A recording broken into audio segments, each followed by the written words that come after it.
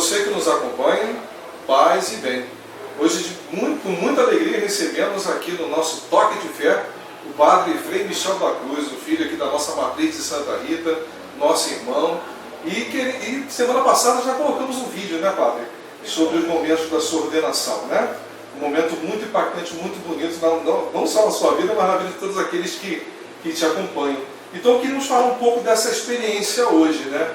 O senhor falasse um pouco do sacramento da ordem, dos momentos do rito, porque nós vamos para essa celebração e não sabemos exatamente o que acontece.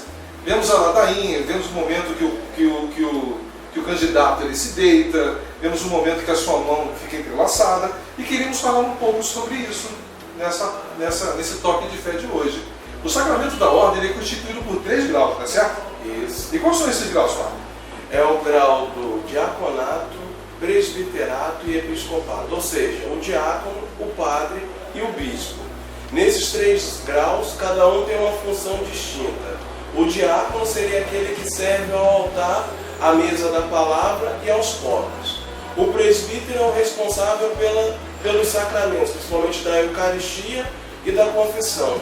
E o episcopo, que é o bispo, no caso, é o responsável pelo sacramento do crisma. Cada uma desses graus da ordem, eles possuem um rito próprio para a sua ordenação. Por exemplo, no rito do diaconato nós percebemos que não há a unção.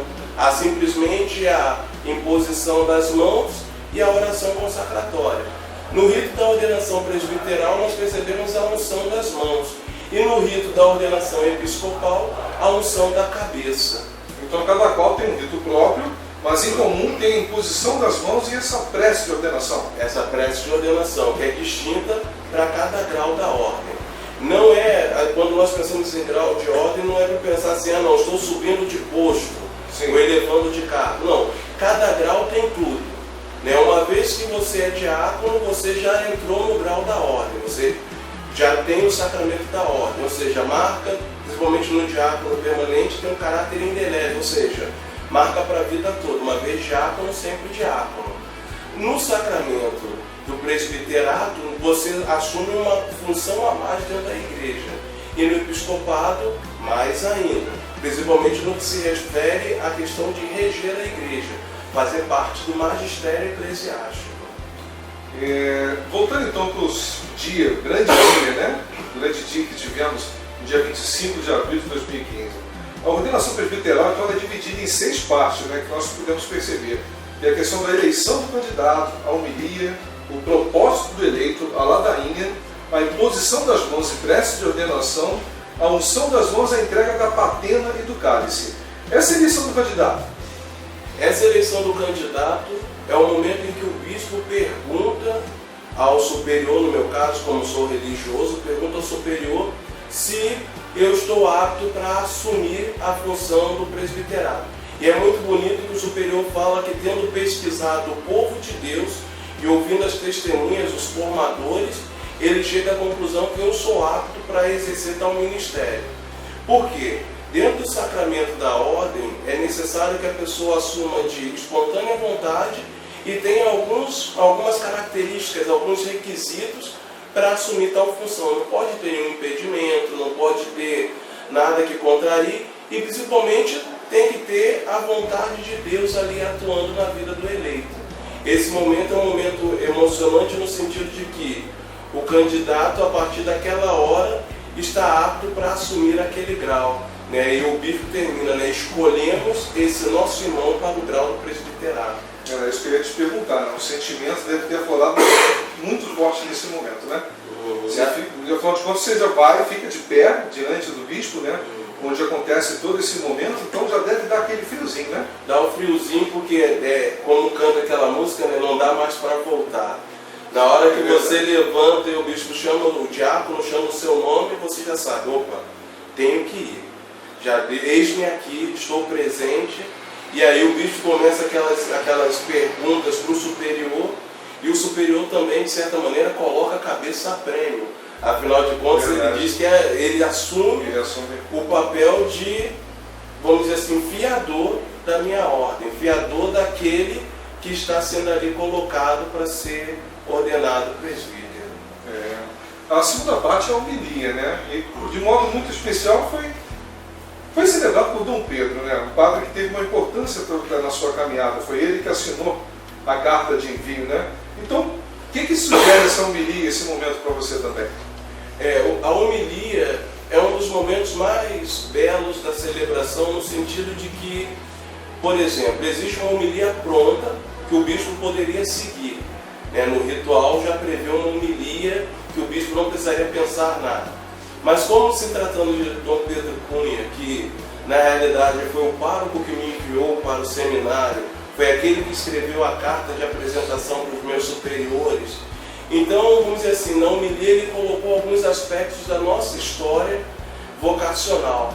E isso enche o coração de alegria, porque quando ele falava de alguns momentos do rito, ele recordava de certa maneira aquele Michel de 11 anos atrás que saiu aqui da Santa Rita.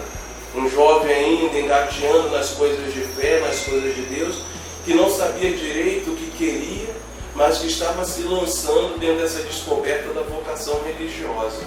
E fui muito feliz na colocação dele, principalmente por causa do dia e do próprio Evangelho do Bom Pastor. Eu lembro também do Evangelho do Bom Pastor, antes da homilia, na hora da proclamação, o meu confrade diácono Leonardo, quando lia e dizia: Pedro, tu me amas? Ele olhava para mim como quem estivesse me perguntando.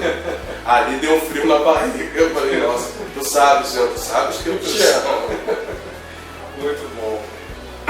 Entramos no propósito do eleito. O que seria essa parte do propósito do eleito? O propósito do eleito é a afirmação de que eu estou sendo ordenado de livre e espontânea vontade. Que não há nada que me esteja ali me obrigando de maneira externa, me coagindo a assumir aquilo que eu estou assumindo. Então, nesse momento, o bispo pergunta, entre outras coisas, se eu estou disposto a assumir as funções próprias do presbiterato. Por exemplo, celebrar a liturgia das horas, celebrar os sacramentos, ouvir a confissão, estar em unidade com o bispo. E é bonito que no final de tudo eu tenho que dizer sempre que quero com a graça de Deus. E no final de todo o propósito do eleito ele faz o pedido da obediência. Prometes obediências a mim, seu bispo diocesano, e ao seu legítimo superior. Esse é um detalhe que só tem na ordenação dos religiosos. Sim. Porque quando é um padre diocesano, o superior é o próprio bispo. No meu caso, o superior é um outro, é o Frei Antônio Morizani. Muito legal. E chegamos lá, ladainha, foi um momento muito bonito, né? Muitas pessoas acharam assim, a ladainha muito grande, mas ao mesmo tempo ficaram encantados com a ladainha. E nesse momento você se deitou, né? Qual o significado desse se prostrar deitado diante do bispo? A ladainha é um momento em que a igreja terrestre se une à igreja celeste. Há uma união entre as duas igrejas nesse momento da ladainha, onde a igreja triunfante intercede pela igreja militante aqui da terra.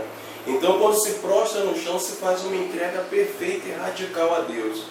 Eu quis muito, e eu perguntei se era possível, na hora da minha ladainha, eu podia me prostrar de braços abertos em forma de cruz, para significar a minha entrega total e perfeita a Deus, tal como eu queria que fosse, desde a minha profissão religiosa, o meu diaconato, e finalmente eu consegui realizar no meu presbiterato, simbolizando que a partir daquele momento eu quero me configurar a Cristo sacerdote, mas que no seu sacerdócio é altar, é cordeiro, é oferta, é oblação. Foi um momento muito bonito, né? Para você que não viu essa imagem, acesse o Face da Matriz que você vai ver a foto lá desse momento tão bonito, né?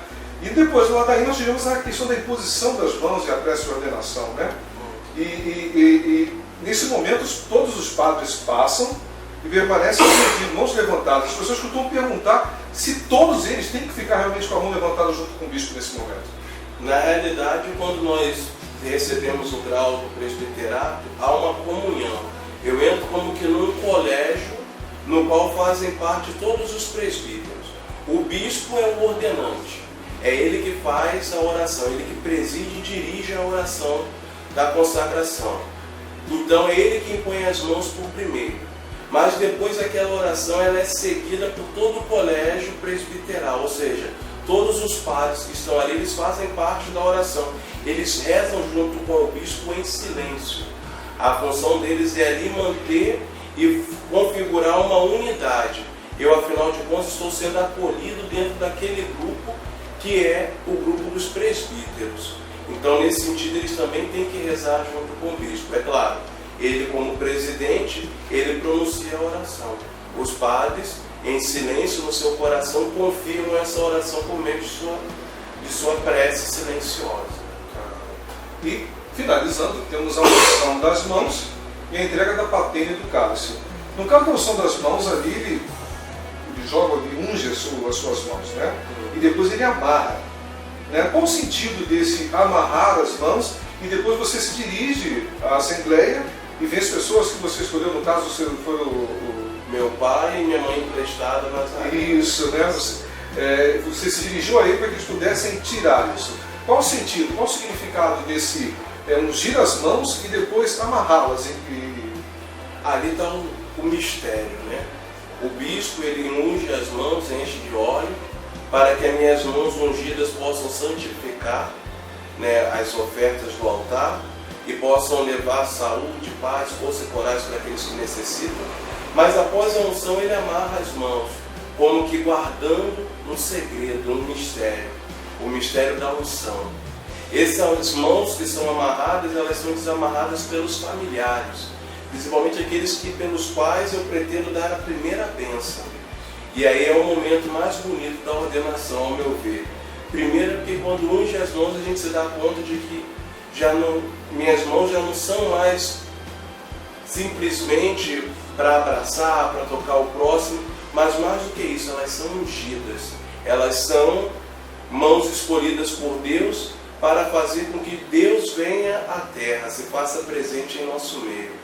É o sentido do padre quando ele estende as mãos sobre a Eucaristia no momento da consagração. Minhas mãos são consagradas. E aí, quando os pais desatam as mãos, eles recebem a primeira bênção. E aí é o momento que nós estendemos a mão para o povo de Deus para mostrar o sinal da nossa consagração. É um sinal visível. A matéria da consagração é o óleo. Então, a partir daquele momento, eu sou presbítero. Fui escolhido por Deus para ser sacerdote. Não porque eu mereça ou porque eu tenha alguma pretensão, mas porque Deus, na sua infinita bondade e misericórdia, assim o quis e eu acolhi esse desejo de Deus e pretendo realizá-lo com todo o meu ser. Esse foi um momento muito bonito, eu acho, creio eu, posso falar em nome de toda a comunidade, o momento em que você levantou as mãos para o povo foi um momento único, né? Isso mexe com a gente até hoje. Até falando isso aqui também, meu coração se aperta, por isso foi um momento bonito, foi um momento muito lindo. Mas logo após isso também tivemos a entrega da patena e do cálice, né?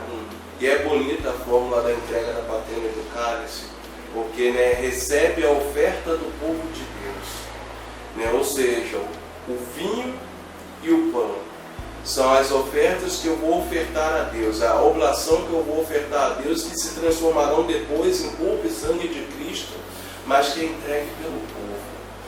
O símbolo do sacerdócio é exatamente a patena e o cálice, simbolizando uma coisa que o padre Silviano me falava nas vésperas, escrevia: podeis beber do cálice, a união com Jesus Cristo, com o seu destino, com a sua história.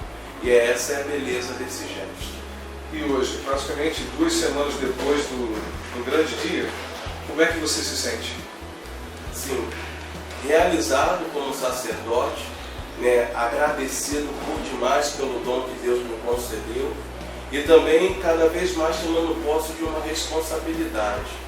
Se no início as coisas pareciam só festa, né, afinal de contas foi um momento bonito da comunidade, mas também vem agora a responsabilidade de me tornar santo, de fazer crescer o povo de Deus e de fazer acontecer algo que eu me lembro no meu último encontro vocacional lá em Andrelândia, Padre Eli atual, né, antes era Frei Eli, o Padre Eli dizia para mim: conventualidade é encontrar o céu e querer puxar todo mundo para lá.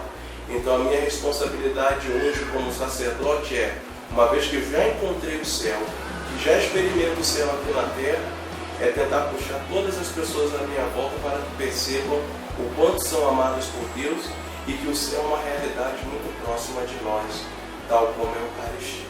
Nossa, mensagem linda para você que está nos acompanhando, né? Vamos pedir então, já que temos você aqui conosco, a sua bênção, né? Para que aquele que nos acompanha também possa partilhar desse momento, né? E que essa raiz que nos une, né? Que nos liga sempre aqui na Matriz de Santa Rita, ao nosso Ministério de Música, a você, ela possa se fortalecer sempre cada vez mais, cada vez mais. Ou seja, você sabe que não vai escapar da gente tão fácil, né? Somos família, você é a nossa família. Então, em nome de todos, pedimos a sua bênção para que possamos finalizar esse toque de fé e creio que você vai gostar muito, pois falamos tanto sobre ordenação, participamos de tantas ordenações aí, mas não sabemos muito sobre esse rito. E deu para perceber o quão belo ele é, e quão cheio de significado ele é e tão importante para a nossa igreja, né? Então pedimos a sua bênção. Sim. Vamos dar a bênção. O Senhor esteja convosco. Ele está no meio de nós. Pela intercessão de Santa Rita de Cássia, de São Francisco de Assis e Santa Clara, desça sobre vós, vossas famílias, projetos e trabalhos, a bênção de Deus Todo-Poderoso, Pai e Filho e Espírito Santo. Amém. Algum recado, Padre? Louvado seja nosso Senhor Jesus Cristo, para sempre seja louvado. Paz e bem. Paz e bem. Para nós é sempre bênção de Deus, Cristo no coração, em um toque de fé.